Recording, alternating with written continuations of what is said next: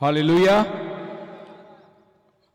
आज ये दूसरे दिन की पहली सभा सुबह प्रभु ने अनुग्रह किया हम सबको कि हम लोग एकत्रित हो सके, उसका नाम मुबारक हो।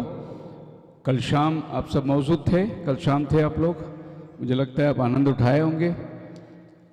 और वापस जाने में बड़ी दिक्कत हुई होगी, क्योंकि हमें भी बहुत दिक्कत होगा। और इतना धुंध जो था रात को, और फिर भी प्रभु ने हम सबको सहायता की अपने घर पहुंचने का, उसका नाम मुबारक हो। प्रभु का धन्यवाद हो सतकोहा के कलीसिया के लिए और यहाँ के इंतज़ाम करने वाले भाइयों के लिए। इस बार उन्होंने पेंडोल भी बड़ा किया है और साउंड भी बहुत बढ़िया लगाया है। कल अच्छा लग रहा था साउंड में, हमेशा साउंड की हमेशा प्रॉब्लम होती थी, लेकिन कल के दिन बहुत ही उत्तम। गॉड ब्लेस यू भाई लोग, प्रभु आपको आशीष दे। वैसे मुझे कहते हैं ये लैपटॉप वाला पास्टर है, ऐसा लोग कहते हैं, पर आज बिना लैपटॉप का भी प्रचार करेंगे हम लोग। तो लैपटॉप नहीं तो हम प्रचार नहीं कर सकते, पर लैपटॉप तो अभी अभी आया। आज से हमने प्रचार शुरू किया था, 35 साल पहले शुरू किया था प्रचार, और आज मैं 35 साल पूरा किया है, 36वां साल चल रहा है मेरे प्रचार के लिए। और प्रभु की कृपा है, ये सब आधुनिकता हम लोग ने अभी अभी इस्तेमाल करना शुरू किया, क्योंकि इससे और भी बेहतरीन आपके पास संदेश पहुंच सकता है। ऐसा हो सकता है कि 35 साल पहले शायद ये साउंड वाउंड भी नहीं था, चर्चों में ऐसी इंस्ट्रूमेंट नहीं थी, प्रचार तो होता ही था। पर अभी जब आधुनिकता आ गई, जब सुविधाएं आ गई, तो हम उसको प्रभु की सेवा में इस्तेमाल कर रहे हैं, है नहीं। 25 साल पहले मोबाइल कहाँ था, और फ़ोन लगाना है तो फिर पोस्ट ऑफिस जाना पड़ता था। पर अभी सबके हाथ में मोबाइल है, और रिलायंस अंबानी ने कर लो दुनिया मुट्ठी में कर दिया, सबके हाथ में दुनिया ला के दे दिया उसने। अब सबके हाथ में है मोबाइल। पर बहुत से लोग चर्चों को जाते हैं, आज बाइबल लेके जाना छोड़ दिए, क्योंकि अभी मोबाइल में बाइबल है, इसीलिए लोग मोबाइल लेके चर्च जाते, बाइबल घर पे रख देते। तो मेरे पास लैपटॉप होता है, मेरे मोबाइल में भी बाइबल है, फिर भी ये बड़ी वाली बाइबल मैं लेके साथ में चलता हूँ।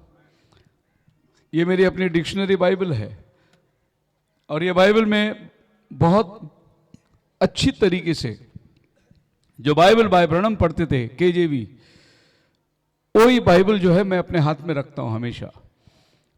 क्योंकि बहुत से नया बाइबल आया है जिसका तर्जुमा जो है वो गलत तरीके से किया गया है, और जिसका अर्थ जो है वो गलत निकल जाता है। तो जो ओरिजिनल ट्रांसलेशन है वो है केजेवी बाइबल। ये बाइबल हमेशा साथ में रखते हैं, ये तलवार है हमारा, इसके बगैर तो युद्ध में जा ही नहीं सकते। युद्ध में जाना है तो अपनी तलवार साथ ले जाना है। सो आज सुबह मैं शाम की जो मैसेज है उसको कंटिन्यू करूंगा, जो प्रॉफिटिक मैसेज है। सवेरे के दिन एक अच्छी विचार थोड़े शब्दों में मैं आपके सामने रखना चाहता हूं, और यहां पर चूजिंग अ राइट पाथ, सही चीज का चुनावट करना या सही रास्ते का चुनना। कोई भी चीज आपके लाइफ के अंदर एक चुनावट को दर्शाता है। चुनावट जो है हमारे जीवन में बचपन से ही चला आता है। छोटा बच्चा होता है, वो भी खिलौना चुनता है, कौन सा खिलौना उसको पसंद है। उसके स्कूल जो है वो माँ बाप चुनते हैं, कौन से स्कूल में मेरा बच्चा पढ़ेगा। और बच्चे को अगर ले जाए आप दुकान में तो वो अपना कलर पसंद करता है, मैं ये कपड़ा पहनूंगा, मैं ये कपड़ा पहनूंगा, पसंद जिसको बोलते हैं, ये मैं चुनूंगा, मैं ये चुनूंगा। बहुत से लोग खाना पसंद करते हैं, अगर होटल में जाएंगे तो खाना बहुत होता है, पर हम पसंद करते कि मैं क्या खाऊंगा, चुनना। अपनी लाइफ के कैरियर भी लोग चुनते हैं। स्कूल छूट गया तो बाद में हम लोग कॉलेज जाते हैं, कॉलेज के बाद हम लोग डिग्री करते हैं। हम लोग ये प्रोफेशन चुनना है कि मुझे डॉक्टर बनना है, इंजीनियर बनना है, ये हमारी प्रोफेशन हमको चुनना है। और जब आप अपने प्रोफेशन चुन लेते हैं तो फिर आती है आपके जीवन में शादी। अब आपको शादी चुनना है, ये थोड़ी है किसी के साथ शादी करके भाग जाए, नहीं, आपको चुनावट आती है, इससे शादी करूँ या इससे करूँगा। मैं इतना पढ़ा लिखा हूँ तो मेरे लिए लड़का भी इतना पढ़ा लिखा होना चाहिए, तो ये चॉइस आती है हमारे लाइफ में। तो लाइफ जो है हमारे जीवन के अंदर चुनना। और सिस्टर लोग को क्या बोले फिर, चप्पल भी चुनना पड़ता है, कोई भी चप्पल थोड़ी पहन के, दुकान में हज़ारों लगे, वो भी चुनना है, ड्रेस मटेरियल चुनना है, कलर चुनना है, ये सब चॉइस है लाइफ के अंदर। और हम सब लोग के जीवन में बचपन से ही लेके चुनावट साथ चलती है। तो हम लोग एक बार एक बच्चा माँ के साथ मॉल में चला गया था, और तो बिल भरने के लिए जब आए तो अंकल ने उसको चॉकलेट ले डब्बे दे दिए, बोले बेटा चॉकलेट लो। तो बेटा ने कहा नहीं। मम्मी कहती है ले ले, अंकल चॉकलेट दे रहे हैं। बोले नहीं। फिर अंकल खुद हाथ डाले डब्बे में और मुट्ठी भर चॉकलेट उठाए और बोले बेटा ले लो। तो बेटा दौड़ के जाके ले लिया। अब माँ ने पूछा बेटा जब वो बॉटल दे रहा था तुझे तभी तूने नहीं लिया, और जब वो हाथ से उठा के दे रहा है तब तू जाके ले लिया। बोला मम्मी वो बॉटल दे रहा था ना, मैं इसलिए नहीं गया, मेरा हाथ छोटा है ना, थोड़ा चॉकलेट आता था। अंकल का हाथ बड़ा है, जब अंकल ने हाथ डाली तो ज़्यादा चॉकलेट मिला मेरे को, अगर मैं जाके लेता तो थोड़ा मिलता मेरे को चॉकलेट। तो ये हमारी चुनावट है, हम किसके हाथ से लेना चाहते हैं, हम किसकी सुनना चाहते हैं, हम किसके साथ में पसंद करना चाहते हैं। अभी पास्टर जी कुछ समय पहले मुझे शुरुआत के दिनों में कुछ बॉम्बे से भी कुछ पास्टरों ने पास्टर जी को फ़ोन किया था कि आप हमें क्यों नहीं बुलाते, आप भाई शेखर को क्यों बुलाते। तो पास्टर जी ने बोला क्या करेगा, तुम्हारी कोई सुनेगा ही नहीं, उनका सुनने के लिए लोग आते हैं तो तुमको बुला के क्या करना है, जब लोग तुम्हारी सुनेंगे ही नहीं। तो जिनको सुनना पसंद करते हैं हम उनको बुलाते हैं। और प्रभु का धन्यवाद हो, पास्टर जी लगातार तब से लेके मुझे ही बुला रहे हैं। वैसे मुझसे अच्छे प्रचारक लोग बहुत हैं, पर लोग सुनना पसंद करते हैं, सतकोहा वाले सुनना पसंद करते हैं, हर साल हमें ही बुलाते रहते हैं। मैं तो चाहूँगा कि और किसी को भी बुला सकते हैं, पर ये अपनी चॉइस है, हम चुनेंगे भाई किसको बुलाना है, हम चुनेंगे हमारे कन्वेंशन में कौन प्रचार करेगा। तो ये हमारी लाइफ जो है चॉइस से भरा हुआ है। उसी तरीके से बाइबल के अंदर भी हमारे लिए चुनावट है। प्रभु कहता है कि ये भला बुरा का ज्ञान देने वाला पेड़ है, इसमें से खाएगा तो मर जाओगे, और ये जीवन का पेड़ है, इसमें से खाओगे तो हमेशा जिंदा रहोगे। अब चुनावट आदम और हवा के हाथ में, इसमें से खाना है तो इसमें से खाइए, इसमें खाना है इसमें खाइए। पर नतीजा क्या है वो मैं बता देता हूं। नतीजा ये है, इसमें से खाओगे तो मर जाओगे, इसमें से खाओगे तो कभी नहीं मरोगे, ये नतीजा है। फिर भी हम देखते हैं कि हवा ने क्या चुना, उसी ज्ञान के पेड़ से खाया, उसको परमेश्वर की संगति छोड़ना पड़ा। आदमी हमेशा जिस चीज को बोलेंगे मत करो वही करेगा, ये आदमी का स्वभाव है।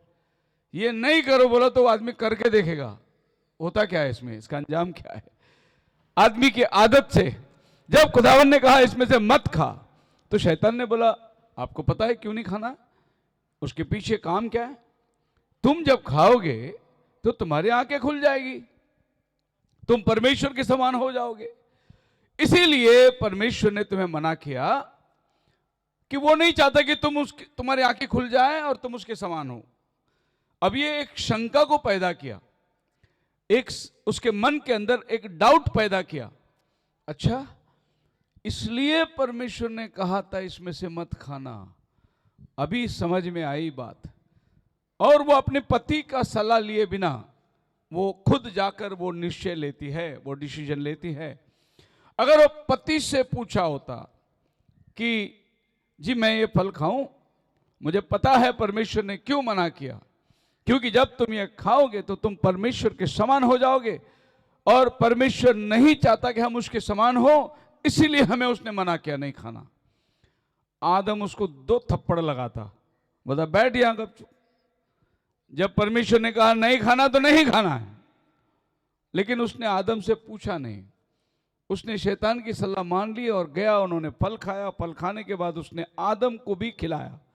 ये तो आदम की अपनी मजबूरी थी कि आदम उस फल को खाया, क्योंकि आदम को यह जानकारी थी कि मुझे छोड़ हवा को और कोई नहीं बचा सकता, मुझे ही हवा के साथ जाना पड़ेगा। इसीलिए एक बाजू चुनावट थी परमेश्वर, एक बाजू हवा।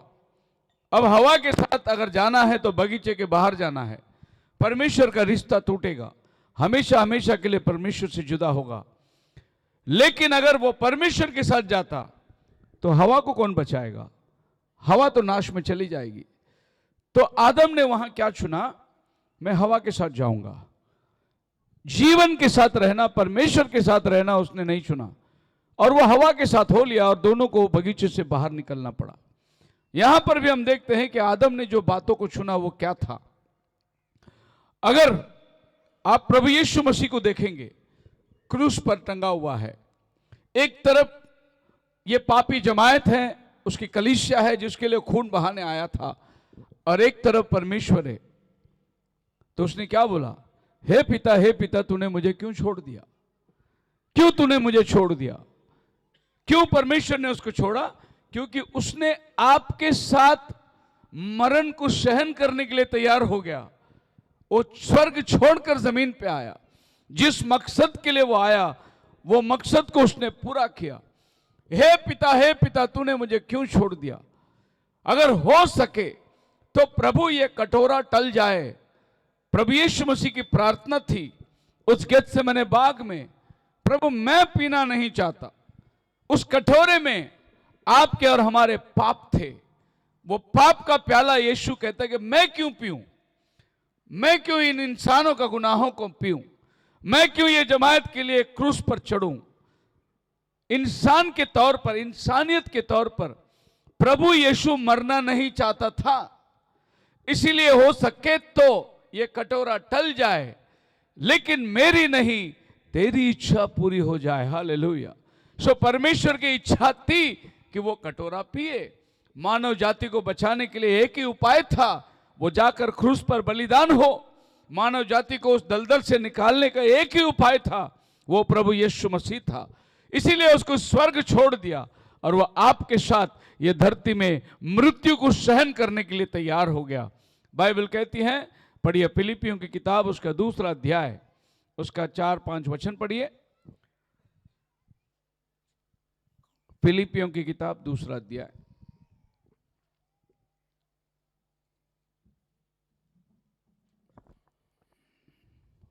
हाँ, ਤੁਹਾਡਾ ਕਿ ਉਸਨੇ ਪਰਮੇਸ਼ਰ ਦੇ ਸਰੂਪ ਵਿੱਚ ਹੋ ਕੇ परमेश्वर दे तुल होना कब्जे रखन दी चीज ना जाने। परमेश्वर के स्वरूप में होकर भी उसने अपने वंश में रखना ना चाहा। मतलब वो खुद परमेश्वर था, लेकिन वो इंसान बन गया।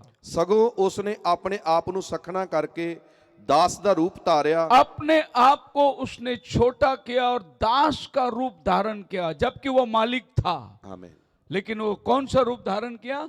दास का, नौकर का रूप धारण किया। यहां तक आगे ਅਤੇ ਮਨੁੱਖਾਂ ਦੀ ਸੂਰਤ ਵਿੱਚ ਜੰਮਿਆ ਅਤੇ ਮਨੁੱਖ ਦੀ ਸ਼ਕਲ ਵਿੱਚ ਪ੍ਰਗਟ ਹੋ ਕੇ ਆਪਣੇ ਆਪ ਨੂੰ ਨੀਵਿਆਂ ਕੀਤਾ ਅਤੇ मौत ताई सगों सलीब दी मौत ताई आज्ञाकार बनया। को उसने शून्य किया, जीरो। वो सारे चीजों का हकदार था, आसमान और जमीन का कर्ता, ये पृथ्वी, ये पेड़, ये पौधे, ये सब का बनाने वाला सृष्टि करता। लेकिन वो अपने आप को क्या बनाया? शून्य बनाया, जीरो बनाया उसने। ये उसकी अपनी चुनावट थी। आज आपके लिए वो शून्य बन गया, और आज वो आपको जब बुलाता है तो आपको उसके लिए शून्य बनना बहुत जरूरी है। अगर आपको प्रभु के पास आना है तो आपको शून्य बनना बहुत जरूरी है। मूसा 40 साल फारो के घर में पढ़ा, पढ़ लिख कर लड़ाई सीखा, पढ़ाई सीखा, और एक विद्वान पुरुष बन गया। 40 साल लगे। खुदा ने मूसा को उठाकर जंगल में डाल दिया भेड़ और बकरियों के साथ। वहां उसको 40 साल चलना पड़ा भेड़ बकरियों के साथ। सो 40 साल मोसेस ने जो सीखा था उसको भूलने के लिए 40 साल प्रभु ने उसको जंगल में डाल दिया। अब जंगल में भेड़ बकरियों के साथ में उसने क्या, लड़ाई भी भूल गया, पढ़ाई भी भूल गया। अभी खाली बकरियों के साथ वो घूम रहा है। अब जब 40 में से 40 निकालो तो क्या बच गया? एक बहुत बड़ा शून्य बच गया। और जब मोसेस शून्य बन गया, तभी प्रभु झाड़ी में दर्शन देकर कहा, मोसेस आ, मैं अभी तुझे भेज रहा हूं। बोलो हालेलुया। जब आप शून्य बनोगे तभी प्रभु आपको इस्तेमाल करेगा। अगर आप बोलोगे मैं बहुत अक्लमंद हूं, समझदार हूं, प्रभु आपको कभी नहीं इस्तेमाल करेगा। आपको प्रभु जीरो बनाता है। और तब मोसेस प्रभु को बोलता है, प्रभु अभी मैं क्या करूं? अभी मैं तो 80 साल का बूढ़ा हो गया, वो 40 और ये 40, 80 साल। अब तो मेरे हाथ पैर लड़खड़ा रहे हैं। अभी मैं पारों की इतनी बड़ी सेना के साथ में क्या जाके कहूं प्रभु। जब मैं जवान था 40 साल का, जब मैं लड़ाई सीखा था, जब मेरे हाथ में ताकत थी, तब तूने मुझे नहीं भेजा। और अभी मैं कुछ नहीं कर सकता हूं, और अभी तू मुझे कह रहा है कि उस साम्राज्य और पारों की साम्राज्य, सारी दुनिया की ताकत उनके हाथ में थी। इतना बड़ा साम्राज्य के सामने एक 80 साल का बूढ़ा जाके खड़ा रहेगा, प्रभु मेरी कैसे मानेगा। प्रभु ने बोला मैं तुझे भेज रहा हूं। तुम्हें यह सोचने की जरूरत नहीं दुनिया कितनी बड़ी है, समस्या कितनी बड़ी है, वो सोचने की जरूरत नहीं। तुम्हें सिर्फ यह विश्वास करना है तुमको कौन भेज रहा है। बोलो हालेलुया। जाकर कह देना जिसका नाम मैं हूं उसने भेजा। मैं जो हूं सो हूं। वो पूछेगा वो तेरा नाम क्या है, तो बोलना जिसका नाम मैं हूं। फिर मोसेस बोला प्रभु किसी और को भेज देना। प्रभु ने बोला तुझे ही जाना होगा। फिर मोसेस बोला प्रभु मैं जरा बोलने में बद्दा हूं, धीमे धीमे बोलता हूं। बद्दा समझते, जो तोतला बोलता है। मैं जरा बोलने में बद्दा हूं प्रभु, मैं जाके क्या बात करूं। प्रभु ने बोला उसके लिए मैं तेरा भाई हारून को भेज रहा हूं, वो तेरे लिए बात करेगा। तू बात करने की जरूरत नहीं, पर तू जाके खड़ा होना वहां पर। तो प्रभु ने हारून को भेजा। सो जितना बहाना मोसेस ने बनाया था वो सबका जवाब खुदावन के पास थी। बोलो हालेलुया। आपके जीवन में जितने बहाने हैं उस हर बहाने का जवाब मेरे खुदा के पास है। संडे चर्च क्यों नहीं आया? काम बहुत हो गया, छुट्टी नहीं मिली, मामा जी आ गए थे घर में। बहाने आपके पास हजार होगा, हर बहाने का खुदावन के पास जवाब है। आप खुदावन के जवाब की तरफ में देखिए। हमारे यहां कहता हूं मैं, कुछ भी हो जाए 7 दिन में, 24 घंटा प्रतिदिन में, प्रभु ने 7 दिन का कितना घंटा तुम्हारे लिए दिया, और वो सिर्फ एक दिन 2 घंटा चर्च में मांग रहा है। वो भी हम दे नहीं पाते, वो भी हम खुदा के लिए दे नहीं पाते।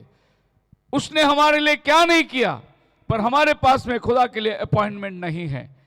चॉइस हमारे पास बहुत है, इसकी जगह वो चुन लेते हैं। मैं अपने लोगों को कलीसिया में कह देता हूं, अगर कोई संडे तुम्हारे घर में आए तो कह देना संडे दोपहर तक हम घर में नहीं रहते। फिर भी अगर वो कहने हम आना चाहते तो बोलना आप हमारे साथ चर्च में चलना पड़ेगा आपको, क्योंकि हम संडे के दिन किसी को एंटरटेन करते नहीं। ये दिन हमने प्रभु को समर्पित किया है और हम उसके लिए पक्का है। बोलो हालेलुया।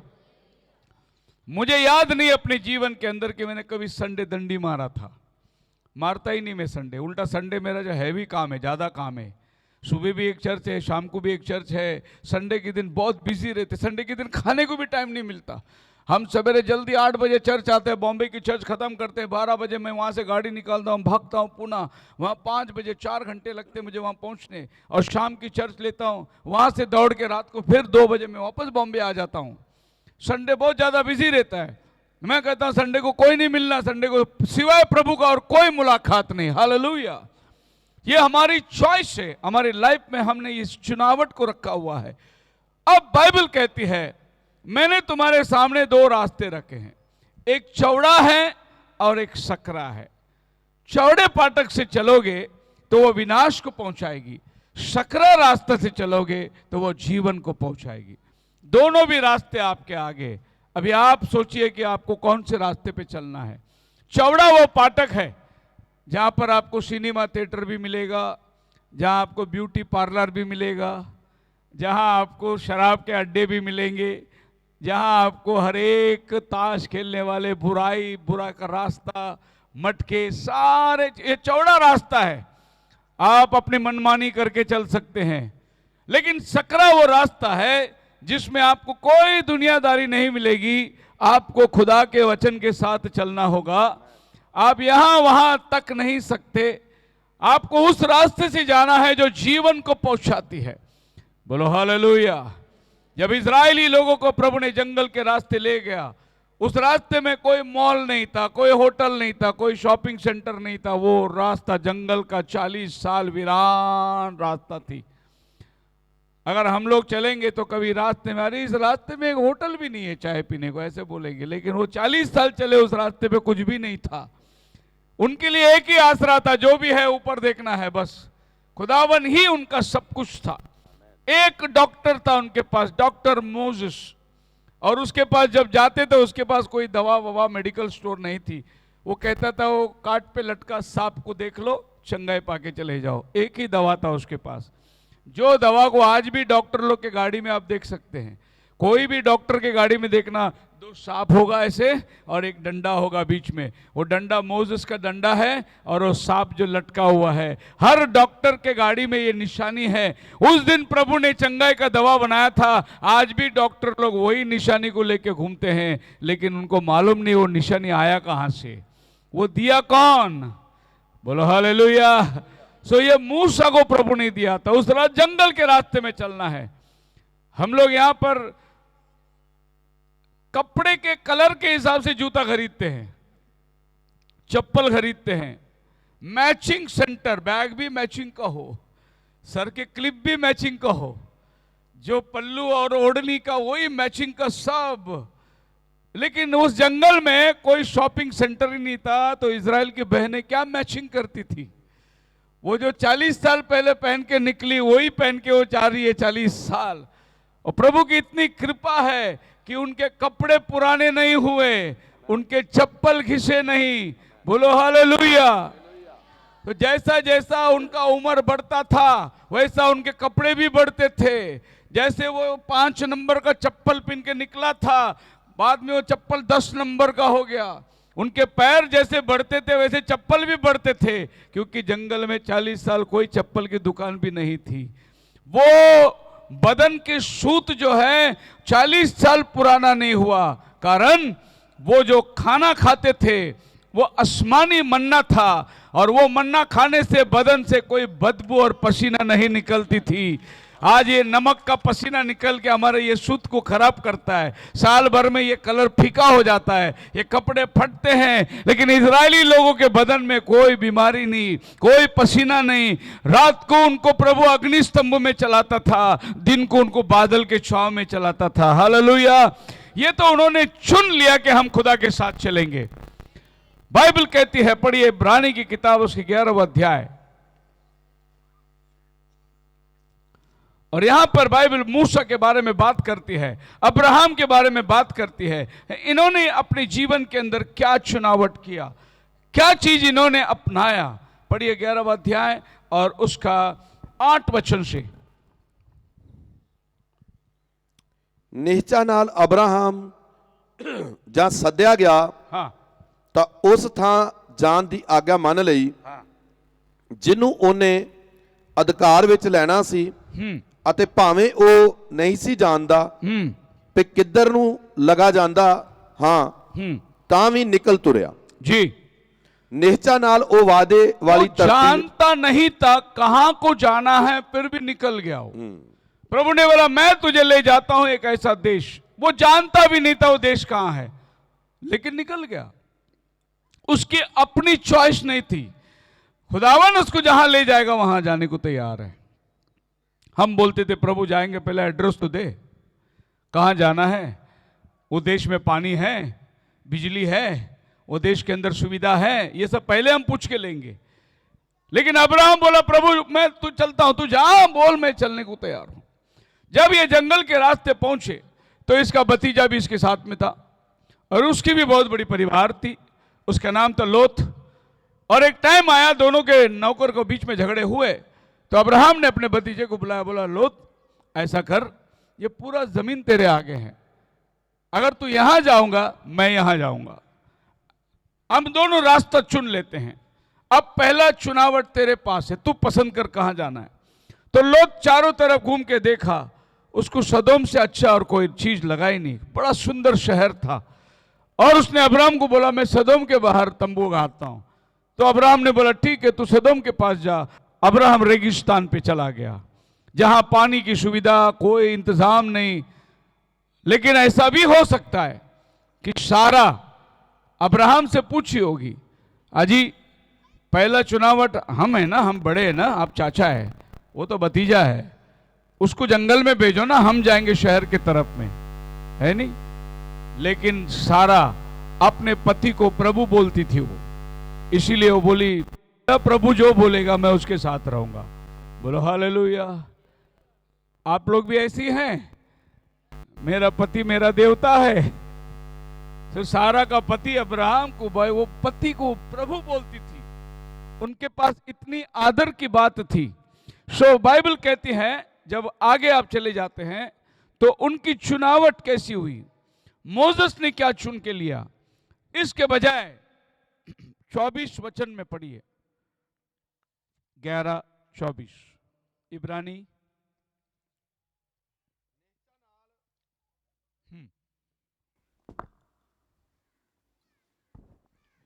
ਨਿਹਚਾ ਨਾਲ ਮੂਸਾ ਨੇ ਜਾਂ ਸਿਆਣਾ ਹੋਇਆ ਤਾਂ ਫਰੂਨ ਦੀ ਧੀ ਦਾ ਪੁੱਤਰ ਖਵਾਉਣ ਤੋਂ ਇਨਕਾਰ ਕੀਤਾ। इनकार कर दिया, फारो की बेटी की पुत्र होने से इनकार कर दिया जब वो शाना हो गया। जिस मां ने उसको बचपन से दूध पिलाई, संभाला, बड़ा किया, उसने उसी मां को इनकार कर दिया। जब खुदा की बुलाहट आई तो उसने उसको महत्व दिया और ये आलीशान जिंदगी को उसने इनकार कर दिया। आगे बाइबल कहती है, चूजिंग रादर 25 वचन। ਅਤੇ ਉਹਨੇ ਵਿਚਾਰ ਕੀਤਾ, ਕਿਉਂ ਜੋ ਉਹਨੇ ਪਾਪ ਦੇ ਭੋਗ ਵਿਲਾਸ ਨਾਲੋਂ ਜੋ ਥੋੜੇ ਚਿਰ ਲਈ ਹੈ ਪਰਮੇਸ਼ਰ ਦੀ ਪਰਜਾ ਨਾਲ ਜਬਰੀ ਚੱਲਣ ਨੂੰ ਬਾਹਲਾ ਪਸੰਦ ਕੀਤਾ। ये थोड़े दिन पाप की जिंदगी जीने से अच्छा परमेश्वर के लोगों के साथ में जीऊंगा। बोलो हालेलुया। आज आपने हमने क्या चुन लिया इस संदेश में आकर, ये थोड़ी जिंदगी दुनियावी जीवन जीने से अच्छा हम प्रभु के लोगों के साथ में अनंत काल की जीवन जीना चाहते हैं। आपने चुना है या नहीं चुना है? आप क्यों दुनिया से अलग हो गए, क्यों सांप्रदायिक से अलग हो गए? क्योंकि इनके साथ ये आलीशान जिंदगी जीने से अच्छा हम प्रभु के साथ में एक बढ़िया जिंदगी जिएंगे। हेलो। सो बाइबल कहते हैं कि मोसेस उसका बेटा होने से इनकार कर दिया। वो मां जो थी वो उसका पालने वाली मां थी, उसका जन्म देने वाला कोई और था जिसने उसको पानी में छोड़ दिया था। लेकिन मोसेस को मालूम था कि वो एक इब्री है, वो मिस्री नहीं है। एक बार ऐसा हुआ, एक लड़का को अमेरिका से खबर आई कि तेरी मां मर गई है। वो वहां से आ गया और अपने मां के कब्र के इंतजार, खड्डे खुदवाना, पेटी बनवाना, चर्च वाले आए, सारे अंतिम संस्कार हो गया और बेटा दोबारा अमेरिका चला गया। 6 महीने के बाद उसी घर के अंदर उसको संभालने वाली आया मर गई। वो लड़का फिर आया और जब वो आया तो उस माँ के पास वो जो आया थी जिसने उसके पालन पोषण किया, बहुत रोया, बैठ के बहुत रोया, इतना दुख मनाया उसके लिए और उसके भी अंतिम संस्कार सब किया, बहुत दुखी था।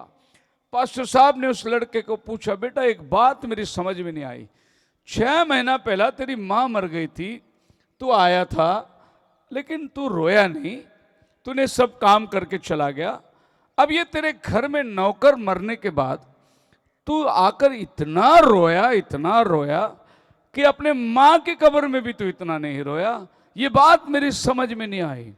बेटे ने कहा, पास्टर जी वो जिसके लिए मैं नहीं रोया वो सिर्फ मुझे जन्म दिया, और जिसके लिए मैं रोया ना ये मेरे को पालन पोषण करके बड़ा किया। इसने मेरे को दूध पिलाया, इसने मेरे को चलाया, इसने मेरे को सब सिखाया। वो मेरी माँ जो थी वो सिर्फ जन्म दी, उसको क्लब जाने के लिए टाइम नहीं था, स्विमिंग पूल जाने के लिए टाइम नहीं था, मेकअप करने के लिए टाइम नहीं था, उसका ख्याल मेरे तरफ नहीं थी, मुझे वो आया के पास छोड़कर वो अपनी दुनियादारी करती थी। इसके लिए उसके मरने में मुझे दुख नहीं हुआ, लेकिन इसके मरने में मैंने बहुत कुछ खो दिया। बोलो हालेलुया। तो जहाँ प्यार मिलता है वही आंसू बहते हैं, जहां प्यार नहीं वहां आंसुओं का कोई जरूरत नहीं है। सो यहां पर हम देखते हैं कि एक चुनावट के बारे में बाइबल बात करती है। 2 रास्ते हैं। नीति वचन प्रोवर्ब्स चैप्टर 14 वर्स 12, पढ़िए नीति सूत्र 14 अध्याय, क्या कहते हैं आपकी भाषा में? नीति वचन, भजन संहिता के बाद आएगा। Proverbs chapter 14 verse 12। ਅਜਿਹਾ ਰਾਹ ਵੀ ਹੈ हाँ, ਜੋ ਮਨੁੱਖ ਨੂੰ ਸਿੱਧਾ ਜਾਪਦਾ ਹੈ, ਪਰ ਉਹਦੇ ਅੰਤ ਵਿੱਚ ਮੌਤ ਦੇ ਰਾਹ ਹਨ। ऐसा भी राह है जो दिखने को अच्छा लगता है लेकिन उसका अंत मृत्यु है। उसका अंत क्या है? मृत्यु। ऐसा भी रास्ता है जो दिखने के लिए सही लग रहा है लेकिन उसका अंत जो है वो मरण है। इसका मतलब आप ये मत सोचो कि बुरा रास्ता बुरा दिखता है, बुरा रास्ता और भी अच्छा दिखता है, लेकिन उसका नतीजा क्या है वो आपको नहीं मालूम। वैसे ही आप देख सकते हैं, ये जो लोग सिगरेट पी रहे हैं, वो सिगरेट के पैकेट में लिखा हुआ है हानिकारक है, सिगरेट पीने से कैंसर होता है, लिखा हुआ है, गवर्नमेंट छाप के दिया है। उसमें कैंसर की फोटो भी दिया है गांठ का कि ये खाने से, ये पीने से कैंसर। फिर भी आदमी सिगरेट का पैकेट बड़ी शान से रखता है और वो ऐसे निकाल के धुआं लगा के वो धुआं उड़ा रहा है ऊपर बड़े आशीन से। भाई क्या उड़ा रहा है तू? मरण। दिखने को अच्छा लग रहा है, शौक अच्छा है, लेकिन उसका अंत क्या है? मृत्यु है। बोलो हालेलुया। शराब की गिलास, आपने कभी देखा आदमी शराब पीता है? कैसा पीता है? मैं देखा हूं, क्योंकि मैं 10 साल शराब खाने में काम किया। सो आदमी शराब पीते के टाइम और शराब लेके पीते,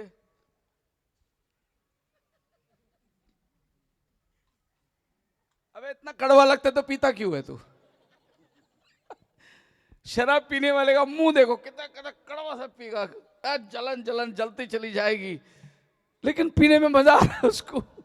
और शराब की बोतल में लिखा है ये तेरा लीवर खराब करेगा, ये तेरे को जल्दी मौत में लेके जाएगा। लेकिन आदमी तो, बाइबल जो बोलती है रास्ता तो अच्छा दिखता है लेकिन उसका अंत क्या है? मृत्यु। उसका अंत विनाश है। आदमी विनाश को नहीं देखता।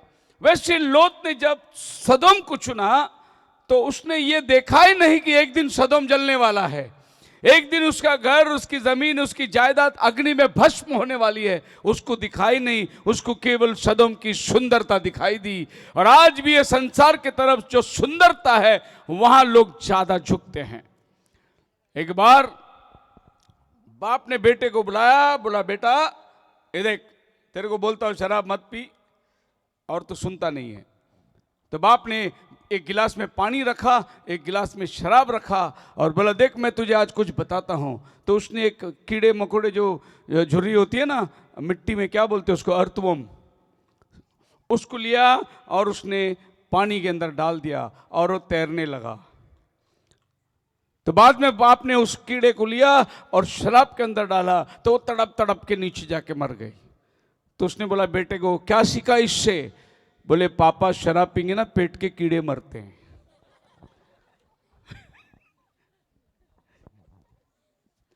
दिखने को अच्छा लगता है लेकिन उसका अंत क्या है? तो उसने बाप ने सोचा कि बेटा ये समझ जाएगा कि देख कीड़ा भी मर जाता है शराब में, इसीलिए तुम मत पीना। लेकिन वो बोला पापा शराब पीएंगे तो पेट के अंदर के कीड़े सब मर जाएंगे, तो दवाई का काम करेगा। जो चुनावट आपके पास है वो दिखने में अच्छा है लेकिन उसका अंत जो है वो मृत्यु है।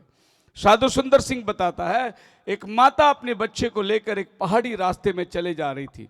बच्चा गोद में था और चलते चलते फूल के झाड़ थे और कभी बच्चा यहाँ मारता पकड़ने, कभी यहाँ मारता पकड़ने। माँ उसको बड़ी तरीके से संभाल रही थी।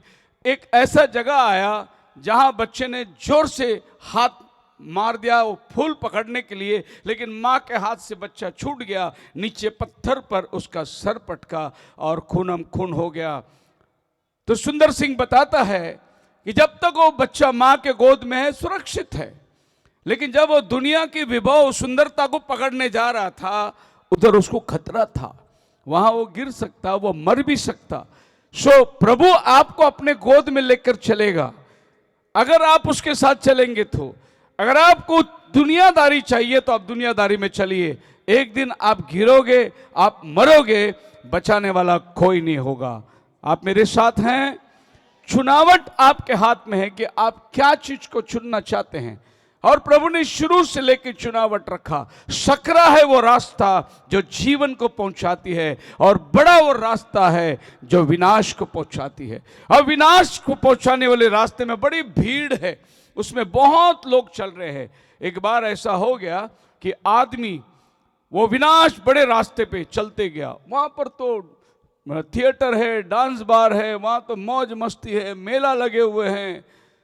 और जाते जाते जब उसका अंत हो गया तो नीचे देखा खाई है और नीचे आग है, नरक।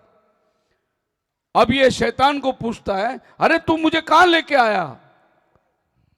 बोले ये तो नरक है, इस रास्ते से आएंगे तो यहीं गिरना पड़ेगा। फिर इस आदमी ने पूछा, फिर वो रास्ते पे सब थिएटर वेटर जो तुम्हें जो वेलकम बोर्ड लगाया था वो क्या है? बोलता वो तो स्वागत का एडवर्टाइजमेंट है, आना तो इधर ही है तुमको। सो लोग एडवर्टाइजमेंट, बहुत बड़ी बड़ी एडवर्टाइजमेंट देते हैं, हकीकत में वैसा अंदर होता नहीं। अभी हम बॉम्बे से एयरपोर्ट से आ रहे थे, एयरपोर्ट में बैठे थे, दोपहर का टाइम था, चलो भूख लगी कुछ खा लेंगे। तो एयरपोर्ट के अंदर जो है एक स्टॉल देखा, उसमें राइस प्लेट का बहुत अच्छी तस्वीर थी, और उसमें राइस प्लेट में कटोरे में कम से कम 6 किस्म के सब्जी थी, दाल था, चावल था, 2 चपाती था, और नीचे लिखा था 600 रुपया एक राइस प्लेट। तो मैं बोला यार ये लेंगे तो हम दोनों खा जाएंगे। तो मेरे बेटे ने बोला मैं पाव भाजी खाता हूँ। मैं बोला ठीक है, तो पाव भाजी खा ले, हमारे लिए राइस प्लेट ले। और जब राइस प्लेट ले लिया तो उसमें एक दाल और एक ही सब्जी थी। तो मैंने उसको पूछा, भाई यहाँ तो 6 सब्जी लगा के रखा है? बोलते नहीं, वो लगा के रखा है, बेचता तो हम यही है। तो एडवर्टाइजमेंट देख के मैं बोला 600 रुपया मैं इसलिए दिया कि 6 किस्म की सब्जी मिलेगी, और तू एक दाल और एक सब्जी दे दिया और 600 रुपया ले लिया। एडवर्टाइजमेंट दुनिया हमेशा बड़ा करती है, लेकिन अंदर जाके देखोगे तो आप फंस जाओगे, क्योंकि जो दिखावा है उसके अंदर असलियत नहीं है, और जो असलियत है उसमें दिखावा नहीं होता। बोलो हालेलुया। सो बाइबल कहता है कि जो रास्ता इंसान को ठीक जान पड़ता है, लेकिन उसके अंत मृत्यु है। आइए इसी नीति वचन के अंदर 7वां अध्याय में आ जाएंगे, और यहां पर एक चुनावट के बारे में बाइबल बात करती है। 7वां अध्याय का 6 और 7 वचन पढ़िए।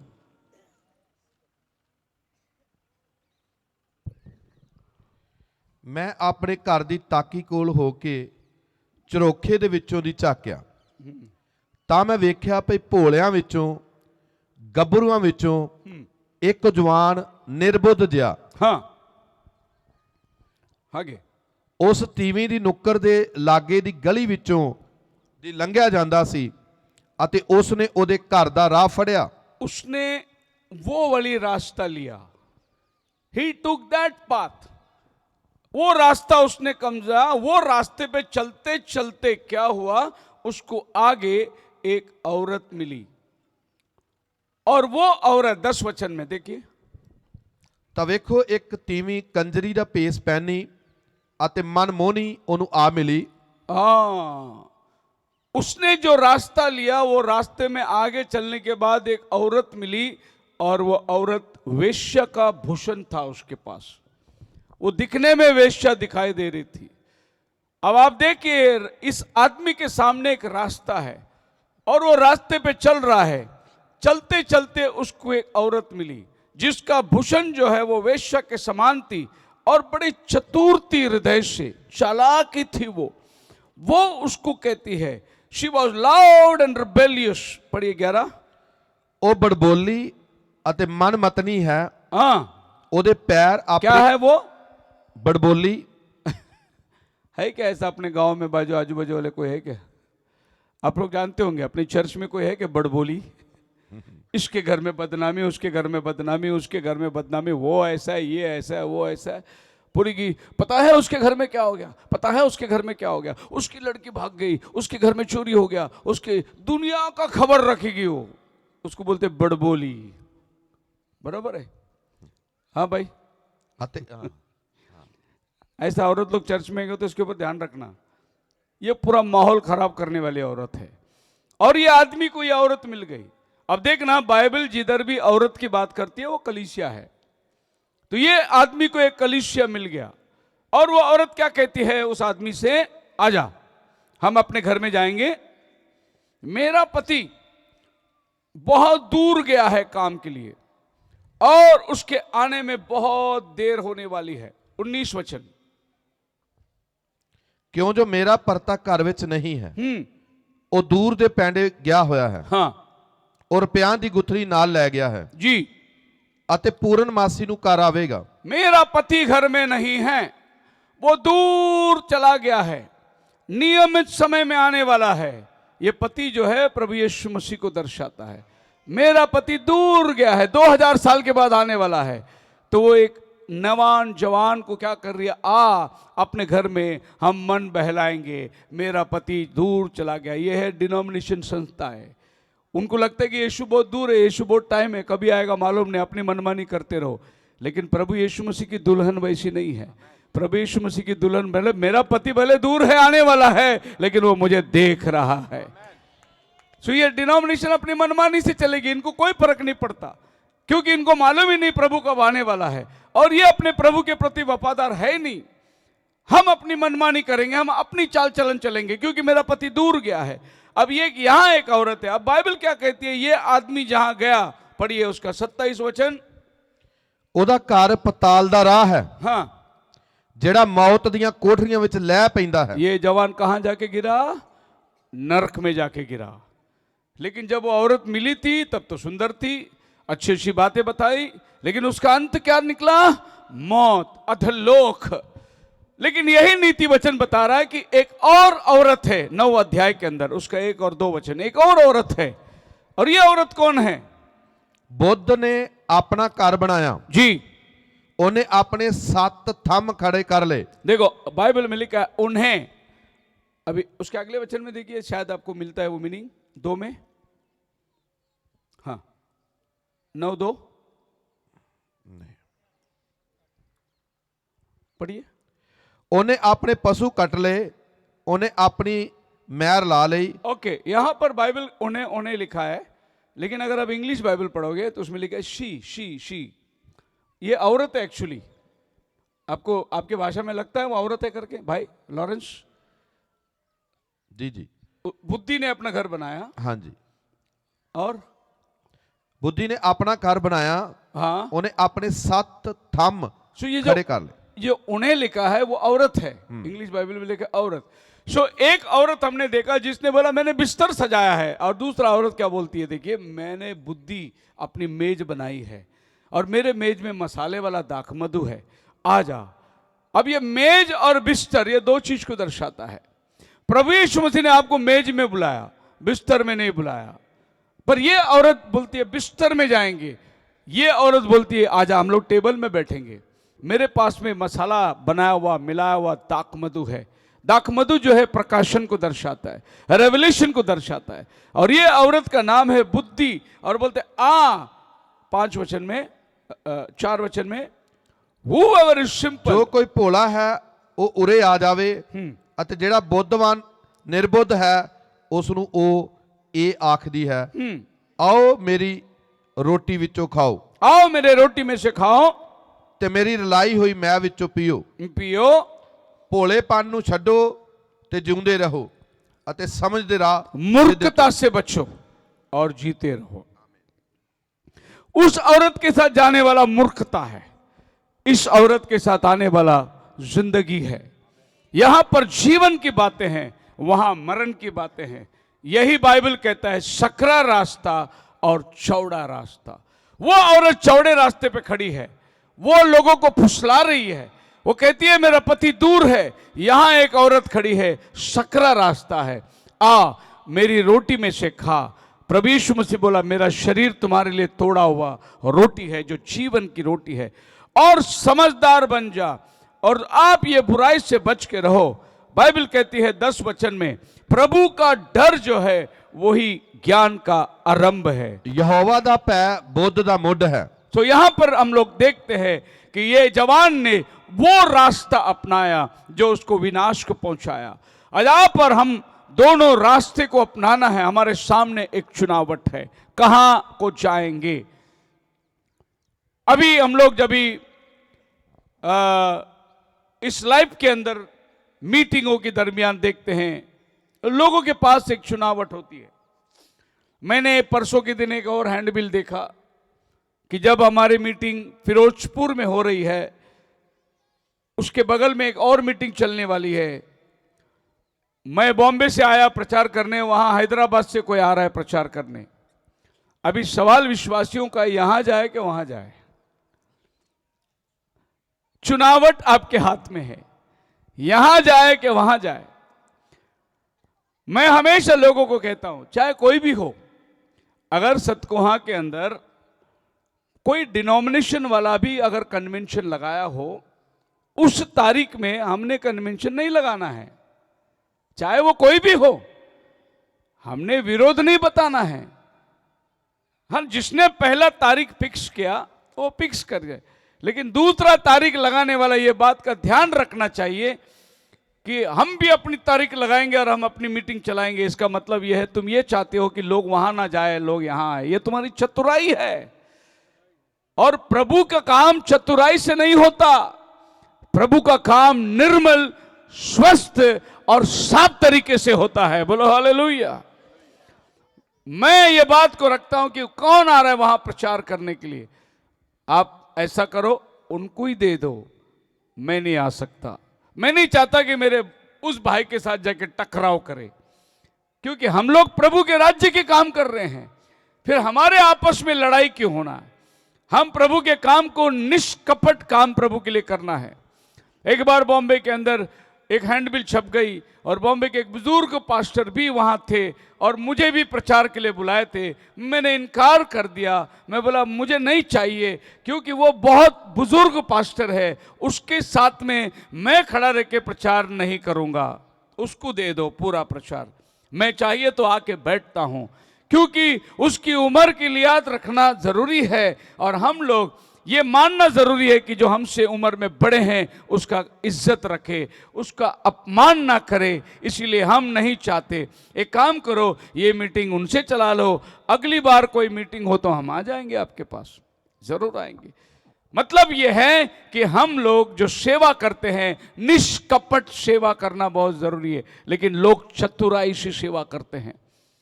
लोग जो है अपनी सेवा के अंदर इस तरीके से प्लान रचाते हैं कि लोग हमारे पास आना चाहिए, वहां नहीं जाना चाहिए। सो सुलेमान इस बात को दर्शा रहा है। ये दो औरत के बारे में सुलेमान ने बात किया। अभी सुनिए मेरी बात को ध्यान से। सुलेमान के पास उसके घर में 1000 बीवी थी। कितनी थी? 1000 बीवी थी। इसीलिए उसने बहुत अनुभव लिया। अनुभव वाला आदमी हो। आप सब जान सकते हैं, या मैं अपने पति लोगों को पूछ रहा हूं, एक बीवी से आप कितने परेशान हैं? बहुत ज्यादा परेशान है। 1000 बीवी वाला कितना परेशान होगा? एक बीवी का जरूरत को पूरा करने के लिए आसमान जमीन एक करना पड़ता है। और यहां पर 1000 बीवी रखने वाला आदमी हमको ज्ञान सिखा रहा है, भाई संभल के चल। वो रास्ते पे औरत मिलेगी, वो तेरे को खड्डे में लेके जाएगी। मेरे को औरतों ने खड्डे में डाला, तो अपने घर में 1000 रखा है, वो तो बाहर वाले को बोलता है संभल के चलो। अनुभवी आदमी वो बोलता है कि 1000 में से मैंने एक पुरुष को पाया, लेकिन एक भी औरत को नहीं पाया। और उसका मन जो है जाल और फंदा है। तो चुनावट आपके हाथ में है, आप क्या चीज को चुनते हैं। आइए दूसरी चुनावट की तरफ जाएंगे। उत्पत्ति 2 अध्याय उसका 17 वचन। पहली चुनावट 2 रास्ते हैं। दूसरी चुनावट यह है, प्रभु ने बोला 2:17, उत्पत्ति 2:17, पर भले बुरे दी सियान दे बिरछ तो हाँ तू ना खाई, क्यों जो जिस दिन तू उस तो खाए तू जरूर मरेगा। हाँ, जिस दिन तू खाएगा वो जरूर मरेगा। एक है जीवन का पेड़ और एक है भला और बुरा का ज्ञान का पेड़। इसमें से ना खाओ, अगर खाएगी तो तुम मर जाएगी। अब जीवन के पेड़ में से वो ना खाए, इसीलिए प्रभु ने उनको बगीचे से बाहर निकाल दिया। जीवन का पेड़ भी था उधर, लेकिन चुनावट उनका हमेशा गलत हुई।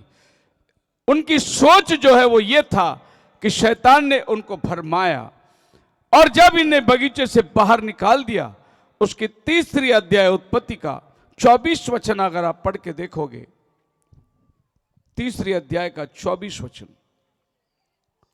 ਸੋ ਉਸਨੇ ਆਦਮੀ ਨੂੰ ਕੱਢ ਦਿੱਤਾ ਅਤੇ ਉਸਨੇ ਅਦਨ ਦੇ ਬਾਗ ਦੇ हाँ ਚੜ੍ਹਦੇ ਪਾਸੇ ਦੂਤਾਂ ਨੂੰ ਆਪਣੇ ਚੁਪਾਸੇ ਘੁੰਮਣ ਵਾਲੇ ਅਤੇ ਚੁਪਾਸੇ ਘੁੰਮਣ ਵਾਲੇ ਖੰਡੇ ਦੀ ਲਸ਼ਕਰ ਨੂੰ ਰੱਖਿਆ जी, ਤਾਂ ਜੋ ਉਹ ਜੀਵਨ ਦੇ हाँ। ਬਿਰਛ ਦੇ ਰਾਹ ਦੀ इनको राखी बाहर कर। निकाल कर वहां पर ज्वाला में तलवार रखे कि कोई अंदर जाकर जीवन के पेड़ से ना खाए। अगर ये जीवन के पेड़ से खाते तो ये कभी बाहर नहीं जाते। क्योंकि इन्होंने ज्ञान के पेड़ से खाया, इन्हें बाहर निकाल दिया और वहां तलवार लगा दी गई कि दोबारा ये अंदर जाकर जीवन के पेड़ से ना खाए। अब देखिए, इनके पास में चॉइस थी, लेकिन इन्होंने गलत चीज से खाए और वो बाहर निकलने पड़े। मनुष्य हमेशा अपने जीवन के अंदर जो चुनता है उसको दिखने में सही दिखता है, लेकिन उसका अंजाम बहुत गलत निकलता है। आप मेरे साथ हैं? हालेलुया। तो आज ये दोनों पेड़ में से हमें कौन सा चुनना है, क्या चीज को हमने तय करना है, ये निर्भर है आप कहां पहुंचेंगे, आपके डेस्टिनेशन क्या है। आगे बाइबल कहती है, नंबर्स गणना 22वां अध्याय, गिनती 22वां अध्याय उसका 12 वचन। ਪਰ ਪਰਮੇਸ਼ਰ ਨੇ ਬਲਿਆਮ ਨੂੰ ਆਖਿਆ, हाँ ਇਹਨਾਂ ਨਾਲ ਨਾ ਜਾਈ, ਨਾ ਇਸ ਪਰਜਾ ਨੂੰ ਸਰਾਪ ਦੇਈ, ਕਿਉਂ ਜੋ ਉਹ ਮੁਬਾਰਕ ਹਨ। जी, ਉਪਰੰਤ ਬਲਿਆਮ ਨੇ ਸਵੇਰ ਨੂੰ ਉੱਠ ਕੇ ਬਲਾਕ ਦੇ ਸਰਦਾਰਾਂ ਨੂੰ ਆਖਿਆ, ਆਪਣੇ ਦੇਸ਼ ਨੂੰ ਜਾਓ, ਕਿਉਂ ਜੋ ਯਹੋਵਾ ਨੇ ਮੈਨੂੰ ਤੁਹਾਡੇ ਨਾਲ ਜਾਨ ਤੋਂ ਵਰਜਿਆ। यहां पर एक बहुत बड़ा नबी है, बलाम उसका नाम है। बालाक राजा ने उस नबी के पास आदमियों को भेजा कि चल और ये इजरायली प्रजा जो आई है इनको श्रापित कर, मैं उसके बदले में तुझे बहुत पैसे दूंगा। अब उसी रात को उसने उनको टिकने के लिए कहा। प्रभु आकर उससे कहता है, उनके साथ मत जाना। प्रभु ने मना कर दिया, उनके साथ मत जाना, वो मेरे आशीषित लोग हैं, तू उनके पास जाके श्रापित मत करना। अब बलाम सोच में पड़ा है कि मैं जाऊं या नहीं जाऊं। यहां ऑफर बहुत है, यहां पर अगर जाएंगे तो बोलते कनाडा भेज देंगे आपको, अमेरिका भेज देंगे, और इनके साथ चले तो ये तो वो भटकी जाती है जो जंगल में चलती है, इनका कोई ठिकाना है नहीं। लेकिन अगर इनके पास जाए तो फॉरेनर लोग आते हैं, हमेशा अच्छे अच्छे प्रीचर लोग आते हैं, इनके पास जाए, इनके पास तो कोई आता नहीं। चुनावट आपके हाथ में है, कहां जाएंगे तुम लोग। और बालाम जो है उलझन में पड़ गया। उसने उनको कहा, रुको, मैं प्रभु से पूछता हूं। और प्रभु ने क्या किया, उसको मना कर दिया। 13 वचन में लिखा है, ਉਪਰੰਤ ਬਲਿਆਮ ਨੇ ਸਵੇਰ ਨੂੰ ਉੱਠ ਕੇ ਬਲਾਕ ਦੇ ਸਰਦਾਰਾਂ ਨੂੰ ਆਖਿਆ, जी ਆਪਣੇ ਦੇਸ਼ ਨੂੰ ਜਾਓ, ਕਿਉਂ ਜੋ ਯਹੋਵਾ ਨੇ ਮੈਨੂੰ ਤੁਹਾਡੇ ਨਾਲ अपने जान देश तो- में लौट जाओ। सवेरे आया, बोला भैया मैं नहीं आ सकता हूं, आप जहां से आए वहीं चले जाओ। प्रभु ने मुझे रात को मना कर दिया जाने से। बहुत अच्छा चॉइस है, प्रभु ने मना कर दिया, ऑफर बहुत बड़ा आया था। अब ऐसा हुआ, जब ये लोग अपने राजा के पास गए, बोले कि बालाम आने से इनकार कर दिया, तो उसने राजा ने और समझदार लोगों को भेजा और पढ़े लिखे लोगों को भेजा और कहा कि उससे कहो कि घर भर के सोना देंगे। क्या देंगे? घर भर के सोना देंगे, तू आ हमारे लिए श्रापित कर। अब दूसरा बार जब बालाम के घर में मेहमान आए तो पहली बार प्रभु ने कहा था मत जा, तो नहीं जाना। अब ये बोलता है आज रात तुम रुको, मैं प्रभु से पूछता हूं। अब क्या प्रभु से पूछना है, तो प्रभु ने एक बार मना कर दिया, लेकिन ये सोचते हैं कि प्रभु की मर्जी शायद बदल गई होगी, प्रभु चेंज हो गया होगा।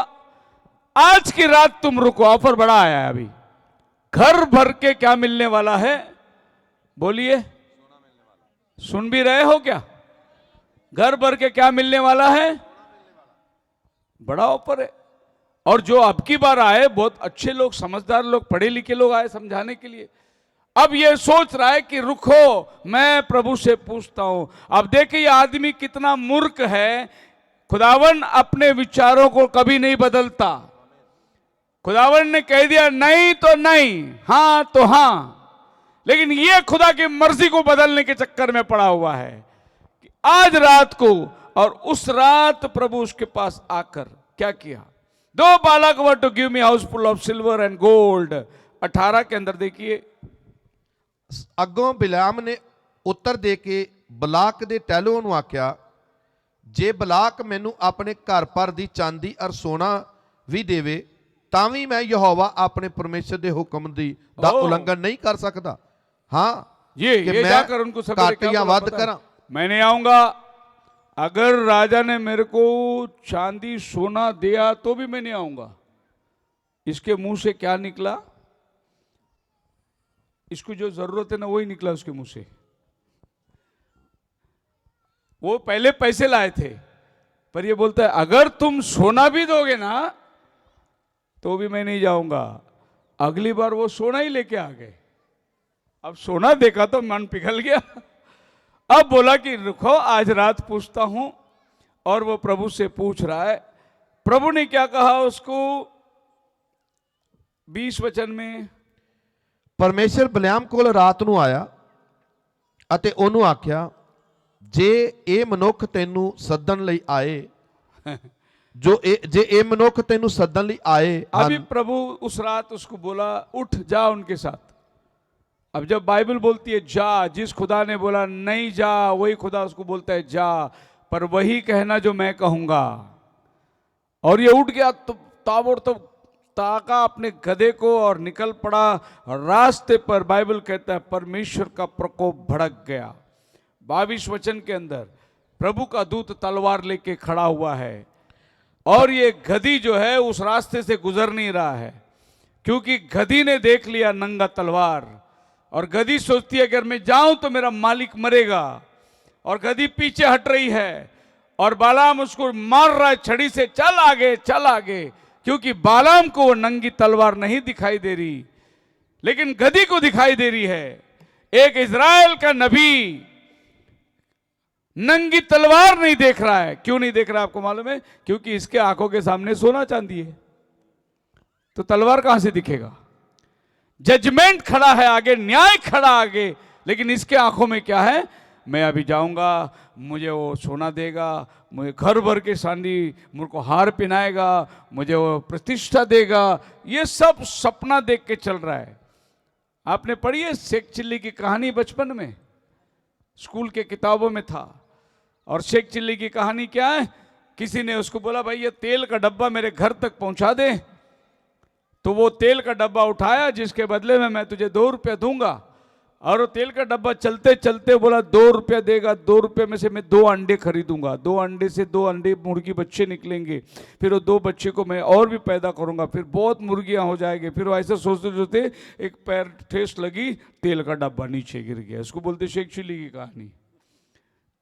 मैं जाऊंगा उधर तो मेरे को ये मिलेगा, मेरे को गाड़ी मिलेगा, मेरे को मोटरसाइकिल मिलेगा, मेरे को कार मिलेगा, मेरे को ये मिलेगा, सोचते सोचते धड़ाम से खड्डे में गिर गया। सो आप देख सकते हैं कि प्रभु ने बोला जा, लेकिन वहां तलवार रखी हुई है। और एक आबोल गधी ने मुंह खोला। अब नबी इतना पागल हो गया था कि इंसानियों की बात नहीं समझ में आ रही, उनकी गधों की बात से बोलना पड़ा उसको। और एक आबोल गधी ने मुंह खोला, क्यों मुझे मारता है? क्या मैंने कभी तेरे साथ ऐसा किया? और तब प्रभु ने उसकी आंखें खोली तो उसने क्या देखा? एक नंगी तलवार सामने रखा हुआ है। अब देखिए आदम की वाटिका के अंदर आदम और हवा को बाहर निकालकर प्रभु ने क्या रख दिया था? उधर तलवार, नंगी तलवार रख दिया था, क्योंकि उन्होंने प्रभु के मर्जी के खिलाफ काम किया। अभी इधर भी नंगी तलवार खड़ा हुआ है, क्योंकि बालाम प्रभु के मर्जी के खिलाफ जा रहा है। अगर ये जाता तो तलवार से मारा जाता, लेकिन वो गधी ने उसको रोक दिया और आबोल गधी ने मुंह खोल दी और वो समझ में आ गया। अब आप देख सकते हैं इस वचन को बाइबल क्या कहती है। 2 पत्रस 2 अध्याय 15 वचन। दूसरा पत्रस दूसरा अध्याय 15 वचन। ਉਹ ਸਿੱਧੇ ਰਾਹ ਨੂੰ ਛੱਡ ਕੇ ਕੁਰਾਹ ਪੈ ਗਏ हाँ ਅਤੇ ਬਿਓਰ ਦੇ ਪੁੱਤਰ ਬਲਿਆਮ ਦੇ ਮਾਰਗ ਹੋ ਤੁਰੇ, जी, ਜਿਨੇ ਕੁਧਰਮ ਦੀ ਮਜ਼ਦੂਰੀ ਨੂੰ हाँ। ਪਿਆਰਾ ਜਾਤਾ। क्या है? बालाम की तरह मत चलो जिसने मजदूरी के लिए सच्चाई को बेच दिया। बालाम के रास्ते पे मत चलो। बाइबल मना करती है, जिस बालाम ने उस रास्ते को अपनाया उस रास्ते पे तुम्हें चलने के लिए मना करती है, क्योंकि वो रास्ता क्या है? लालच का रास्ता है। वो रास्ता क्या है? धन और संपत्ति का रास्ता है। वो रास्ता प्रभु की मर्जी नहीं है। प्रभु ने बोला मत जाओ उनके साथ, लेकिन ये अपनी मर्जी से प्रभु से दोबारा मांग रहा है। और अगर आप ज्यादा जिद करोगे तो प्रभु आपको दे देगा, लेकिन बाद में उसका अंजाम आपको भारी पड़ेगा। बहुत सी बार हम लोग प्रभु से जिद करके मांगते हैं, जिद कर, मेरे को मांगता है, यही मांगता है, मेरे को यही मांगता है, और प्रभु दे भी देता है। अभी एक छोटा बच्चा है, अपने पापा को बोलता है, पापा मुझे साइकिल चाहिए, साइकिल चाहिए। पापा बोलते हैं, बेटा तू बड़ा हो जा, मैं दूंगा। नहीं पापा मुझे अभी चाहिए। फिर 2 दिन खाना नहीं खाता वो। फिर 2 दिन खाना नहीं खाया तो पापा बोलता है, अभी क्या करे, चलो लेके दे देंगे। और साइकिल लेके दे दिया, और बच्चा साइकिल चलाया, नीचे गिरा, 4 दांत टूट गए। पापा दांत टूट गए। यही तो मैं बोला था, थोड़ा बड़ा हो जा, तेरे पैर नीचे पहुंचेंगे, तब मैं साइकिल लेके दूंगा। अब जिद किया तो ले ले, अभी नकली दांत लगाना पड़ेगा तेरे को। तुम भी अगर खुदा से जिद करके मांगोगे मिल तो जाएगा, लेकिन उसकी मर्जी नहीं होगी तो तुम ठोकर खाओगे। बोलो हालेलुया। बहुत से बार हम लोग क्या करते, दिखावटी जो है उसी के पीछे ज्यादा आकर्षित हो जाते, लेकिन अंदर से कुछ भी नहीं रहता। एक बार सवेरे उठा एक लड़के ने देखा अपनी लड़की को शादी के अगले दिन, और बहुत टेंशन में आ गया हो। बोले अरे कल तो अच्छी दिख रही थी, आज क्यों ऐसी दिख रही है? वो कल वो लिपस्टिक लगा के आई थी, पॉलिश लगा के आई थी, ब्यूटी पार्लर से सीधे मंडप में आई थी, उसको मसाज कर करके उसकी शक्ल को किए। दूसरे दिन सब छल्ले पड़े हुए थे शक्ल में उसकी, वो लिपस्टिक निकल गई, वो क्रीम निकल गई, दिख रही बूढ़ी दिख रही है। बोले अरे मैंने किससे शादी किया? अरे कल तुम मेकअप को देखा था। जो भी मेकअप में जाता है वो बाद में धोखा खाता है। इसीलिए बाइबल ने मना किया है कि तुम्हारी चुनावट जो है वो सही होना है। बालाम के रास्ते पे मत चलो। पढ़िए यहूदा की किताब, उसका 1 अध्याय है, उसमें 11 वचन पढ़िए। यहूदा की किताब आखिरी अध्याय, प्रकाशित वाक्य के पहले आएगा, जूड चैप्टर 11 सॉरी वर्स 11। बस अभी खत्म करेंगे हम लोग। क्यों जो ਉਹ ਕਾਇਨ ਦੇ ਰਾਹ ਲੁਕ ਤੁਰੇ ਅਤੇ ਲਾਹੇ ਪਿੱਛੇ ਬਲਿਆਮ ਦੇ ਭਰਮ ਵਿੱਚ ਸਿਰ ਤੋੜ ਭੱਜੇ ਅਤੇ ਕੋਰਾ ਦੇ ਵਿਰੋਧ ਵਿੱਚ ਨਾਸ ਹੋਏ। कायन के रास्ते पे मत चलो, कोरा और दातान के रास्ते पे मत चलो। बाइबल आपको मना करती है किस रास्ते पे चलना है, किस रास्ते पे नहीं चलना है, क्योंकि खुदावन हमारा महान है। वो आपके रास्ते को जानता है, वो आपके रास्ते के हर पहलू को जानता है। आप उठाने वाले सारे कदम उसकी ओर से तैयार होती है। अगर आप उस पर भरोसा करके चलेंगे तो आप कभी ठोकर नहीं खाओगे। चुनावट खुदावन के हाथ में दो। प्रभु मैं नहीं, आपकी चुनावट, आप जो देंगे वो सही है, आप जो करेंगे वो सही है, आप जो मेरे जीवन में लाएंगे वो सही है। मैं आपके मर्जी पर चलना चाहता हूं। अपनी स्वेच्छा, अपनी मर्जी हम खुदा के सामने नहीं चलाना चाहिए। बोलो हालेलुया। तो जो भी आप चुनोगे खुदावन की मर्जी के अनुसार चुनो। आपके जीवन में चाहे जो कुछ क्यों ना हो, वो खुदा की इज्जत, खुदा की मर्जी, खुदा का उपकार, उसकी स्तुति, उसकी महिमा होना चाहिए। ऐसी ही बातों को आप अपनाओ। अगर इससे खुदा की महिमा होती है तो मैं जरूर करूंगा, अगर इससे खुदा की महिमा नहीं होती है तो ये चीज मुझे नहीं चाहिए। मैं खुदा की मर्जी पर चलना चाहता हूं।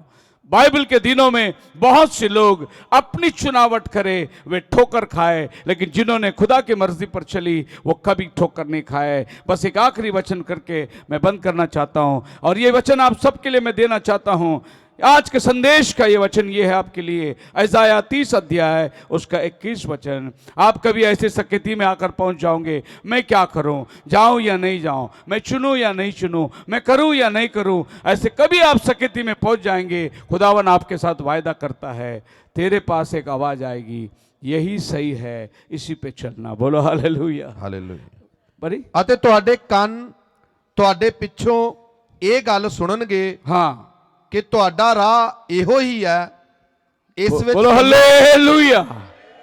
आज सुबह ये वायदा मैं आपके साथ खुदावन का वचन के द्वारा करता हूं, यदि तुम परमेश्वर पर भरोसा करोगे और तुम चलते रहोगे, तुम्हारे पीछे आवाज आएगी, यही रास्ता है, यही चुनना, इसी पर चलना, यही है, इसी पर बने रहना, यही है तुम्हारे जीवन के लिए। प्रभु बोलता है मैं बात करूंगा तुम्हारे साथ, तुम्हारी चुनावट के अंदर मैं बात करूंगा। तुम जब भी ऐसे सकेती में खड़े हो, तुम्हारे पीछे एक आवाज आएगी, यही रास्ता है, यही चुन के लेना। इसीलिए खुदावन के ऊपर भरोसा करो, कभी भी तुम ठोकर नहीं खाओगे। खुदावन आप सबको बड़ी आशीष दे।